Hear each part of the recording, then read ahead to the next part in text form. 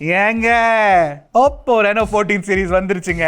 So Reno14 seriesல உங்களுக்கு Reno14 and Reno14 Pro launch பண்ணிருக்காங்க. Upgrades to Reno13 and Reno13 Pro. Reno13 Pro and Reno13 Pro க்கு compare பண்ணீங்கன்னா இந்த Reno14 and 14 Proல நல்ல changes பண்ணிருக்காங்க கண்டிப்பா. ஆனா சில பிரச்சனைகளும் இருக்கு. அது என்ன சேஞ்சஸ், என்ன பிரச்சனைங்க எல்லாத்தையும் இந்த வீடியோல இந்த unboxing and first impressions வீடியோல நான் சொல்ல போறேன். இந்த வீடியோல மெயின்லி நான் Reno14 பத்தி தான் பேச போறேன். ஏன்னா இந்த ஃபோன் வந்து 40,000 கீழ வரப்போகுது and 14 Pro நீங்க பாத்தீங்கன்னா 50,000 கீழ வரப்போகுது. So generally 40,000 கீழ நிறைய பேர் வந்து ஃபோன் கன்சிடர் பண்ணுவாங்க. சோ 14 தான் இம்பார்ட்டன்டான ஃபோன். பட் 14 Pro நீங்க பாத்தீங்கன்னா நல்ல ஃபோன்னால எண்ட்ல அத பத்தி அதிகமா பேசுறேன் நானு. ஆல்ரைட், இத ஃபர்ஸ்ட் டைம் சேனலுக்கு வந்திருக்கீங்கன்னா என் பேர் எர்ஷாத். நீங்க பார்த்துட்டு இருக்குது Trakin Tech தமிழ். அன்பாக்சிங் ஆரம்பிக்கலாமா?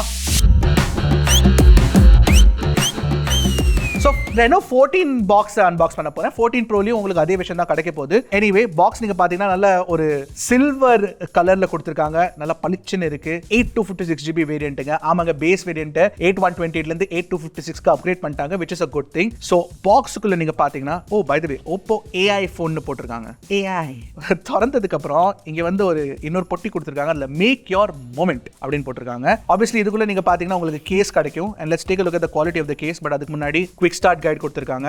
and நல்ல குவாலிட்டி சிலிகான் கேஸ் கிடைச்சிரும் உங்களுக்கு. டிரான்ஸ்பரண்ட் கேஸ் கிடையாது. so that's nice. and நல்ல ஒரு டெக்ஸ்சரும் கொடுத்திருக்காங்க. அதுக்கு அடியில நீங்க பாத்தீங்கன்னா ஃபோன் இருக்கு. சைடுல வச்சிரேன். அதுக்கு அடியில வந்து உங்களுக்கு ஒரு 80 வாட் சூப்பர் புக் சார்ஜர் கிடைச்சிரும். டைப் A கேபிள் நீங்க அட்டாச் பண்ணிக்கலாம். and type A cable, type A to type C cable உங்களுக்கு பாக்ஸ்ல கிடைச்சிரும். அது தவிர்த்து நீங்க பாத்தீங்கன்னா ஒரு சிம் எஜெக்டர் டூலும் கொடுத்துறாங்க. alright, so let's take a look at the phone. I think compact phone da, actually. Oh yes, I mean OnePlus 13s அளவுக்கு காம்பாக்ட்டா இல்லனாலும் நல்ல காம்பாக்ட்டா தான் இருக்கு. ஒரு நிமிஷம், இந்த OnePlus 13s actually இருக்கு. பிரைமரியா யூஸ் பண்ணிட்டு இருக்கேன். காட்றேன் நான், நீங்க பாருங்களேன்.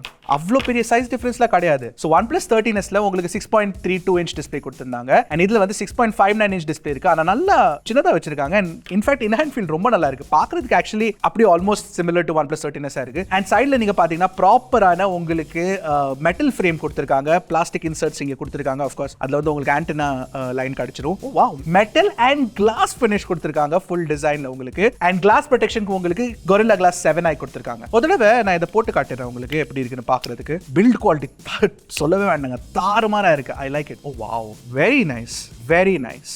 இந்த கேஸ்ல வந்து லேண்ட்யார்ட் லூப்புக்கு ஹோல்ஸும் கொடுத்திருக்காங்க, which is interesting, very interesting. Okay, அடுத்தது நீங்க பாத்தீங்கன்னா டிசைன்ல வந்து உங்களுக்கு ஒரு பவர் பட்டன் கிடைச்சிரும். அதுக்கு மேல வால்யூம் ராக்கர் இருக்கு. மேல நீங்க பாத்தீங்கன்னா ஒரு இன்ஃப்ராரெட் போர்ட் கொடுத்திருக்காங்க, ஸ்பீக்கர்ஸ் இருக்கு, மைக்ஸ் கொடுத்திருக்காங்க. கீழ வந்து டைப் C 2.0 போர்ட் தான். அது பக்கத்துல இன்னொரு ஸ்பீக்கர் கில் கொடுத்திருக்காங்க. இங்க dual nano SIM card slot கிடைச்சிரும். and that's it. but design I like it. and in fact இந்த கேமரா மாடியூல் கூட நீங்க பாத்தீங்கன்னா நல்லா இருக்கு பார்க்கிறதுக்கு. and அதுல வந்து ஒரு க்ளோ பேட்டர்ன் மாதிரி கொடுத்திருக்காங்க இந்த கிரீன் கலர்ல. இங்க பாத்தீங்களா, நல்லா இருக்கு பாத்தீங்களா?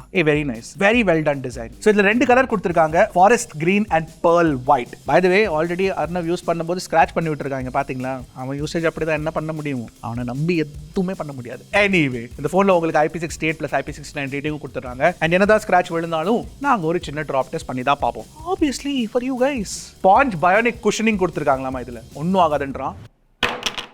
no problem there. by the way நீங்க பாக்ஸ்ல இருந்து போன் எடுக்கும்போது உங்களுக்கு ஒரு ஸ்கிரீன் ப்ரொடெக்டர் கொடுத்துறாங்க. அதை கண்டிப்பா நான் கழட்ட தான் போறேன். obviously பேசிக்கான டிராப் டெஸ்ட்டுங்க, இதெல்லாம் ஒன்றும் ஆகாது ஜென்ரலி ஃபோன்ஸுக்கு. இது வரைக்கும் ஒரே ஒரு ஃபோன் தான் உடஞ்சிருக்கு. அது எந்த ஃபோனு நீங்கள் காமெண்ட் செக்ஷனில் கெஸ் பண்ணி சொல்லுங்க. alright, இப்போ நான் என்ன பண்ண போறேன்னா ஸ்க்ரீன் ப்ரொடெக்டரை பிக்க போறேன். ஆஹா, நல்ல குவாலிட்டியான ஸ்க்ரீன் ப்ரொடெக்டர் கொடுத்துருக்காங்க, பரவாயில்லையே. இந்த மாதிரி ஆசமான ASMRஸ்க்கு கண்டிப்பா சப்ஸ்கிரைப் பண்ணிக்கோங்க to Trakin Tech Tamil. alright, so build quality, design எல்லாமே சூப்பரா இருக்கு. ஒரு தடவை குவிக்லி வெயிட் செக் பண்ணி பார்த்தலாம். கொஞ்சம் டென்ஸா இருக்குங்க ஃபோன். ஐ திங்க் கொஞ்சம் வெயிட் இருக்கும். இதுக்கு 200 grams கண்டிப்பா இருக்கும், ஆர் அட்லீஸ்ட் ஒரு 190 grams. உண்மை எனக்கு வெயிட் தெரியாதுங்க. ஐ அம் கோனா கெஸ் நவ.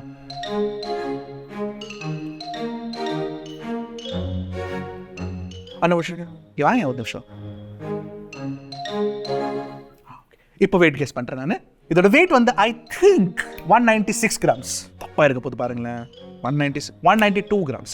I changed 192 grams.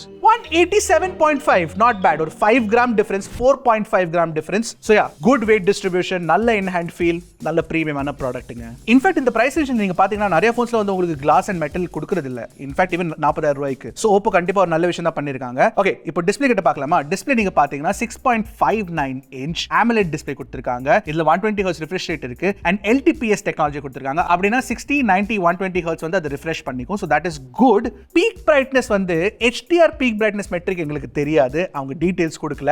But high brightness மோட்ல உங்களுக்கு 1200 nits கிடைச்சிடும். அண்ட் உங்களுக்கு வந்து டிபிக்கல் பிரைட்னஸ் வெறும் 600 nits தான் கொடுத்திருக்காங்க. சோ டிஸ்ப்ளே வந்து பிரைட்னஸ் விஷயத்துல ரொம்ப அதிகமா பிரைட்டா இருக்கும்னு கண்டிப்பா சொல்ல முடியாது. பட் வெளிய எடுத்துட்டு போகும்போது அண்டர் டைரக்ட் சன்லைட் ஓரளவு பரவாயில்ல. அண்ட் பெசல்ஸ் கூட நல்ல ஓரளவு சிமெட்ரிக்கலா கொடுத்திருக்கனால பாக்குறதுக்கு நல்லா தான் இருக்கு டிஸ்ப்ளே. ஆக்சுவலி நீங்க பாத்தீங்கன்னா லுக்ஸ் குட். ஸ்கிரீன் எஸ்டேட் நல்லா இருக்கு. Quality is good. 120 Hz refresh rate is good. சொல்லவே வேண்டாம். கலர் OSல வந்து உங்களுக்கு நல்ல ஸ்மூத்தான எக்ஸ்பீரியன்ஸ் கிடைச்சிடும். பட் கலர் OS பத்தி கண்டிப்பா பேசலாம். சோ டிஸ்ப்ளேல இன்னொரு விஷயம் என்னன்னா உங்களுக்கு வந்து ஆப்டிகல் இன் டிஸ்ப்ளே ஃபிங்கர் பிரிண்ட் ஸ்கேனர் கொடுத்திருக்காங்க. ஃபாஸ்டா அன்லாக் பண்ணிருது, அதெல்லாம் பிரச்சனை இல்ல. ஹாப்டிக் ஃபீட்பேக் உங்களுக்கு ஹாப்டிக்ஸ் கொடுத்திருக்காங்க. பட் ஓப்போல ஜெனரலி வந்து தாறுமாறான ஹாப்டிக்ஸ் கிடைக்கும். அந்த மாதிரி தாறுமாறான ஹாப்டிக்ஸ்லாம் கிடைக்காது. ஒரு நல்ல ஹாப்டிக்ஸ் கிடைக்கும்னு சொல்லலாம். கிட்டத்தட்ட Moto H60 Pro அளவுக்கு இருக்கு. ஒரு நல்ல விஷயம் என்னன்னா PWM dimming rating 3840 Hz PWM dimming rating கொடுத்திருக்காங்க, which is very good. உங்களுக்கு வந்து இந்த high refresh rate displays low lightல flicker ஆகாம இருக்கிறதுக்கு இந்த மாதிரி ஹை PWM dimming rating ரொம்ப முக்கியம். சோ அது கொடுத்திருக்காங்க. சோ உங்களுக்கு தலைவலிலாம் வராது இந்த ஃபோன் யூஸ் பண்ணும்போது, which is very good. நிறைய பேருக்கு அந்த தலைவலிலாம் வரும். இன்ஃபேக்ட் ஐ ஸ்ட்ரெயினும் வரும். ஆல்ரைட், டிஸ்ப்ளே நல்லா இருக்கு. ஸ்பீக்கர்ஸ் பொறுத்த வரைக்கும் உங்களுக்கு ஸ்டீரியோ ஸ்பீக்கர்ஸ் கொடுத்திருக்காங்க. சரி, குவாலிட்டி ஒரு தடவை செக் பண்ணி பார்த்துலாமா? நிறைய நாள் ஆச்சு நம்ம குவாலிட்டி வந்து செக் பண்ணி பார்க்கல.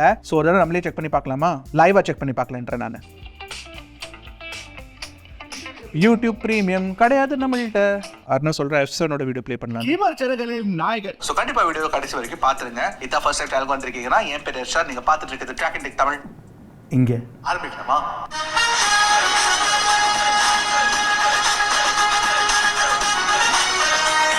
ஓகே, சவுண்ட் குவாலிட்டி பொறுத்த வரைக்கும் ஆஹா ஓஹோன்லாம் இல்லை, பட் கிளீனா இருக்கு. So that's good. பேஸ் இன்னும் கொஞ்சம் பெட்டரா இருந்திருக்கலாம். அதாவது நீங்க பாத்தீங்கன்னா உங்களுக்கு வந்து ப்ளூடூத்ல ஹைரஸ் கோடெக் சப்போர்ட்ல கிடைச்சிரும். LHDC LDAC everything is there. சரி, Reno 13 கம்பேரிசன்ல இது வரைக்கும் பெருசா எதுவும் சேஞ்சஸ் தெரியல நமக்கு. ஆக்சுவலி பெர்ஃபார்மன்ஸ்லயும் பெரிய சேஞ்ச் கிடையாது. ஏன்னா சேம் சிஸ்டம் ஆன் சிப் தான் கொடுத்திருக்காங்க. MediaTek Dimensity 8350 அண்ட் உங்களுக்கு LPDDR5X RAM டைப்பும் UFS 3.1 ஸ்டோரேஜ் தான் கொடுத்திருக்காங்க. UFS 4.0 கிடையாது. வேரியன்ட்ஸ் பொறுத்த வரைக்கும் உங்களுக்கு 3 வேரியன்ட்ஸ் கிடைச்சிடும். 8 256 GB நாங்க அந்த வேரியன்ட் தான் டெஸ்ட் பண்ணிட்டு இருக்கோம், பேஸ் வேரியன்ட். அதாவது நீங்க பாத்தீங்கன்னா 12 256 GB இருக்கு ஒன்னு, இன்னொன்னு 12 512 GB வேரியன்ட்டும் உங்களுக்கு ஆப்ஷன் இருக்கு. சோ பெர்ஃபார்மன்ஸ் பொறுத்த வரைக்கும் MediaTek Dimensity 8350 நாங்க நிறைய ஃபோன்ஸ்ல டெஸ்ட் பண்ணிருக்கோம் ஆல்ரெடி. Realmeயோட P3 Ultraல டெஸ்ட் பண்ணோம், Motorola H60 Proல டெஸ்ட் பண்ணோம், அண்ட் இப்போ Reno 14ல டெஸ்ட் பண்ணிருக்கோம். அண்ட் எங்களுக்கு வந்து Antutu கிட்டத்தட்ட 1.4 மில்லியன் Antutu ஸ்கோர் கிடைச்சதா. அண்ட் Geekbench ஸ்கோர் கூட நீங்க பாத்தீங்கன்னா இட்ஸ் சிமிலர் டு 8350 ஃபோன்ஸ், மத்த ஃபோன்ஸ் நாங்க டெஸ்ட் பண்ணதுல. அண்ட் CPU throttle நாங்க ரன் பண்ணி பார்த்தப்போ எங்களுக்கு இங்க பாத்தீங்களா 62% CPU ஸ்டெபிலிட்டி கிடைச்சிருக்குங்க. சோ 62% நீங்க பாத்தீங்கன்னா ஓகே தான், ஆவரேஜ் பெர்ஃபார்மன்ஸ் தான். பட் பெரிய ப்ராப்ளம் என்ன தெரியுமா?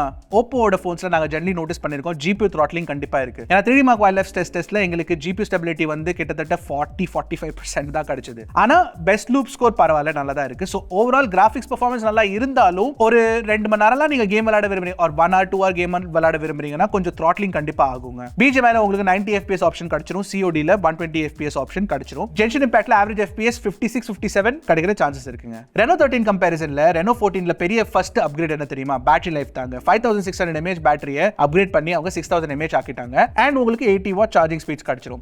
Reno 13 வந்து அர்ணவோட அண்ணன் இருக்காருல, அவரு யூஸ் பண்ணிட்டு இருக்காரு. அண்ட் அவருக்கு வந்து ஆக்சுவலி நல்ல பேட்டரி லைஃப் கிடைக்குதாமா. கிட்டத்தட்ட 7.58 hours ஸ்கிரீன் ஆன் டைம் கிடைச்சிருமாமா. அண்ட் இதுல நீங்க பாத்தீங்கன்னா உங்களுக்கு 9 hours ஸ்கிரீன் ஆன் டைம் கிடைச்சிரும். ஆமா, இந்த ஸ்கிரீன் ஆன் டைம்னா என்ன தம்பி அப்படின்னு கேட்டீங்கன்னா, உங்களுக்கு பேசிக்கலி அவ்வளவு நேரம் நீங்க ஸ்கிரீனை ஆன் பண்ணி யூஸ் பண்ணிக்கலாம். அண்ட் இன்னடே நிறைய பேர் வந்து 9 hours ஸ்கிரீன்லாம் யூஸ் பண்ண மாட்டாங்க, ஒரு 6 மணி நேரம் யூஸ் பண்ணுவாங்க. சோ நீங்க பாத்தீங்கன்னா ஒரு 1.5 days பேட்டரி லைஃப் உங்களுக்கு இதுல கிடைச்சிரும். நெட்வொர்க் கேப்பபிலிட்டிஸ் பொறுத்த வரைக்கும் உங்களுக்கு 13 5G பேண்ட் சப்போர்ட் கொடுத்திருக்காங்க. Wi-Fi 6 சப்போர்ட் இருக்கு, Bluetooth 5.4 சப்போர்ட்டும் உண்டு. ஓகே, சாஃப்ட்வேர் எக்ஸ்பீரியன்ஸ் இதுல தாறுமாறா இருக்குங்க. ColorOS 15 based on Android 15 and OPPO வந்து 3 வருஷம் சாஃப்ட்வேர் அப்டேட்ஸ் கொடுப்பாங்க, plus 4 years செக்யூரிட்டி அப்டேட்ஸ் கொடுப்பாங்க அப்படின்னு ப்ராமிஸ் பண்ணிருக்காங்க. சோ மோஸ்ட்லி கொடுத்துறணும். பட் அட்லீஸ்ட் ஒரு 4+6 கொடுத்திருக்கலாம், 3+4க்கு பதிலா. சோ சாஃப்ட்வேர் எக்ஸ்பீரியன்ஸ் சொல்லவே வேண்டாம். உங்களுக்கு வந்து ColorOS ஓட ஸ்மூத்தான சாஃப்ட்வேர் எக்ஸ்பீரியன்ஸ் கிடைச்சிரும். அம்புட்டிய ஃபீச்சர்ஸ் தாறுமாறான எக்கச்சக்கமான ஃபீச்சர்ஸ் உங்களுக்கு கிடைச்சிரும். Of course enlarged folders ஆகட்டும், கால் ரெக்கார்டிங் ஆகட்டும். இந்த OnePlus 13sல அந்த கால் ரெக்கார்டிங் ஃபீச்சர் கொடுத்திருந்தாங்களா, அதே ஃபீச்சர் இதுலயும் கொடுத்திருக்காங்க. கால் ரெக்கார்டிங் பண்ணி நீங்க டிரான்ஸ்லேட் பண்ணி AI யூஸ் பண்ணி சம்மரைஸ்லாம் பண்ணலாங்க. சூப்பரான ஃபீச்சர், எனக்கு ரொம்ப பிடிச்ச ஃபீச்சர் அது. அது மட்டும் இல்ல, லைவ் ஆக்டிவிட்டீஸ் கொடுத்திருக்காங்க. இந்த லாக் ஸ்கிரீன் வால்பேப்பர்லாம் தாறுமாறா இருக்கும். So all of that features நல்லாவே இருக்கு. And AI features of course நிறைய ஃபீச்சர்ஸ் கொடுத்திருக்காங்க. இந்த OnePlus 13sல இங்க ஒரு பட்டன் கொடுத்து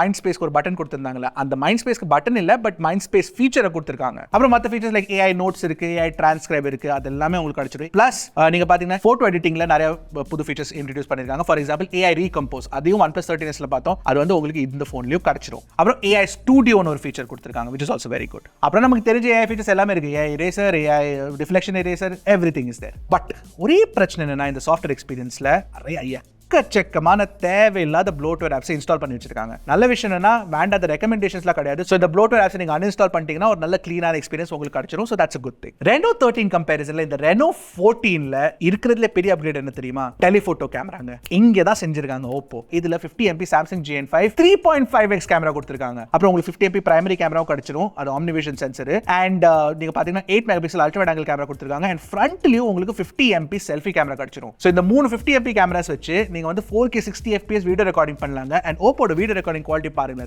தாறுமாறா இருக்கு ஆக்சுவலி. இன்ஃபேக்ட் செல்ஃபி வீடியோஸ் கூட நீங்க பாத்தீங்கன்னா 4K 60 FPS ல it looks very very good. And இந்த 3.5x இருக்கிறதுனாலே இந்த OPPO Reno 14 வந்து இந்த பிரைஸ் ரேஞ்ச்ல இருக்கிறதுலே one of the better camera ஃபோன்ஸா இருக்க போகுதுங்க. ஏன்னா இந்த டெலிஃபோட்டோ கேமரா வச்சு நாங்க எடுத்துக்க போர்ட்ரேட் ஷாட்ஸ் நீங்க கொஞ்சம் பாருங்களேன். Look at the quality of the portraits. என்ன எட்ஜ் கட் அவுட்ங்க, இதெல்லாம் சான்ஸே இல்ல. இன்ஃபேக்ட் நீங்க பாத்தீங்கன்னா பிரைமரி கேமராலயும் நல்ல டீடைல்ஸ் இருக்கு, லோ லைட் பெர்ஃபார்மன்ஸ் நல்லா இருக்கு. HDR போட்டோஸ் நீங்க பாத்தீங்கன்னா HDR குவாலிட்டி நல்லா பண்ணிருக்காங்க. கலர் சயின்ஸ் கன்சிஸ்டன்சி கூட ஓரளவு பரவாயில்லைங்க. ஏன்னா இந்த 8 மெகாபிக்சல் அல்ட்ரா வைட் இன்னும் கொஞ்சம் பெட்டர் சென்சரா கொடுத்திருந்தா பெட்டரா இருந்திருக்கும். பட் ஸ்டில் சூப்பர்பான கேமரா எக்ஸ்பீரியன்ஸ் Reno 14. நிறைய பேர் வந்து இப்போ நல்ல கேமரா ஃபோன் தேடுறாங்கன்னா under 40,000 rupees இது ஒரு நல்ல ரெக்கமெண்டேஷனா இருக்க போதுங்க.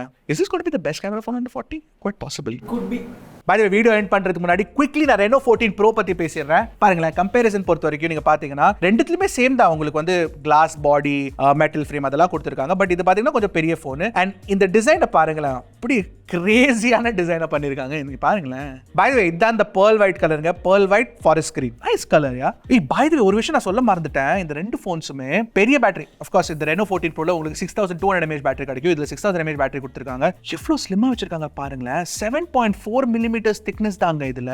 Wow, good job OPPO. சரி, இப்போ Reno 14 Pro ல வேற என்ன டிஃபரன்சஸ் அப்படி நீங்க கேட்டீங்கன்னா, டிஸ்ப்ளே கூட நீங்க பாத்தீங்கன்னா பெரிய டிஸ்ப்ளே கிடைச்சிரும் ஆஃப் கோர்ஸ். பட் டிஸ்ப்ளே ஸ்பெக்ஸ்ல வந்து உங்களுக்கு 1600 nitsல HBM மோட்ல பிரைட்னஸ் கிடைச்சிரும். இன்னொரு விஷயம் என்ன, 6200 mAh பேட்டரி கொடுத்திருக்காங்க. Yes, but 50 watt wireless charging சப்போர்ட்டும் கொடுத்திருக்காங்க. வயர்லெஸ் சார்ஜிங் சப்போர்ட் உங்களுக்கு Reno 14 ல கிடைக்காது. அண்ட் இந்த Reno 14 Pro ல உங்களுக்கு SoC ல பெரிய சேஞ்ச் பண்ணிருக்காங்க. ப்ராசஸர்ல உங்களுக்கு வந்து MediaTek ஓட Dimensity 8450 கொடுத்திருக்காங்க. அண்ட் 8450 நீங்க பாத்தீங்கன்னா உங்களுக்கு கிட்டத்தட்ட 1.7 million Antutu ஸ்கோர் கிடைக்கும். It is definitely a more powerful chipset. Actually நீங்க பாத்தீங்கன்னா இந்த 1.5 ல இருந்து 2 மில்லியனுக்கு நடுவுல நிறைய சிப்செட்ஸ் கிடையாது. இப்போ வந்திருக்கு 8450. போன வருஷம் இந்த Snapdragon 8s Gen 3 இருக்குல்ல, அந்த பெர்ஃபார்மன்ஸ் லெவல் உங்களுக்கு வந்து 8450 ல கிடைக்கும். பை தி வே ஒரு விஷயம் நாங்க என்ன நோட்டீஸ் பண்ணோம்னா, Reno 14 Pro டெஸ்ட் பண்ணும்போது BGMI ல அப்டேட் வரல for 90 FPS. இதுல 60 FPS தான் வந்திருக்கு. பட் சப்போர்ட் பண்ணுங்க, ஈஸியா 120 FPS கூட சப்போர்ட் பண்ணும். பட் இது வரைக்கும் அப்டேட் வரல. பட் மேஜர் சேஞ்ச் என்ன தெரியுமா?